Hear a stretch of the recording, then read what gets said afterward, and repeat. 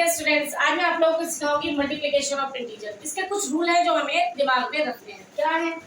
अगर एक number negative है और एक नंबर पॉजिटिव है, उन दोनों का प्रोडक्ट क्या होगा? हमेशा नेगेटिव में होगा। इस बात को ध्यान रखना। अगर दोनों ही नंबर नेगेटिव है तो आंसर हमेशा पॉजिटिव हो जाएगा, और अगर दोनों पॉजिटिव है तो आंसर तब भी पॉजिटिव में ही रहेगा।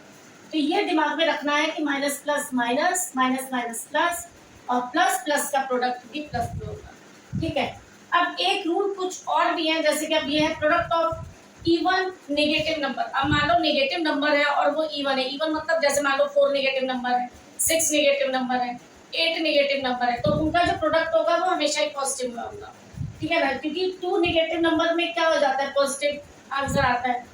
इसी तरीके से अगर product of odd negative number है, मान लीजिए 3 नेगेटिव नंबर है, 5 नेगेटिव नंबर है, 7 है, 11 है, 13 है, अगर ये ऑड नंबर है नेगेटिव्स का, तो आंसर भी नेगेटिव हो जाएगा। क्यों? क्योंकि एक प्लस और एक नेगेटिव है तो वैसे ही नेगेटिव हो जाता है। ठीक है ना।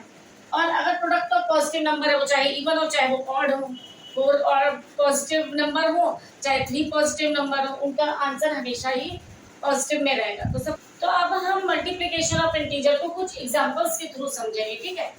एग्जांपल्स अब देखिए, जैसे मान लीजिए अब एक नंबर यहाँ पर आप दो का प्रोडक्ट है 14, 7 जा क्या होता है। तो अब ये दो प्रोडक्ट पे हमको सिर्फ मेन ध्यान देना है सिंबल्स पे, एक पॉजिटिव है और एक नेगेटिव है। ठीक है। सबसे पहले इनकी एब्सोल्यूट वैल्यू को मल्टीप्लाई करेंगे। 14 7 जा क्या होता है? वो क्या होता है? 98। अब सिंबल प्लस माइनस क्या हो जाएगा? माइनस। बस सिंबल को दिमाग में रखना है। और यहाँ पे देखिए दो नंबर है, सबसे पहले 13 को 11 से मल्टीप्लाई किया तो आ गया 429, और सिंबल क्या हो जाएगा? माइनस माइनस प्लस, पॉजिटिव में आंसर आ जाएगा। इसी तरीके से 25 5 जा क्या होता है? 125। अब क्योंकि दोनों के आगे कोई सिंबल नहीं है यानी पॉजिटिव है, तो आंसर भी इनका पॉजिटिव में ही रहेगा। सिंबल लिखा हो ना लिखा हो इससे कोई फर्क नहीं पड़ता।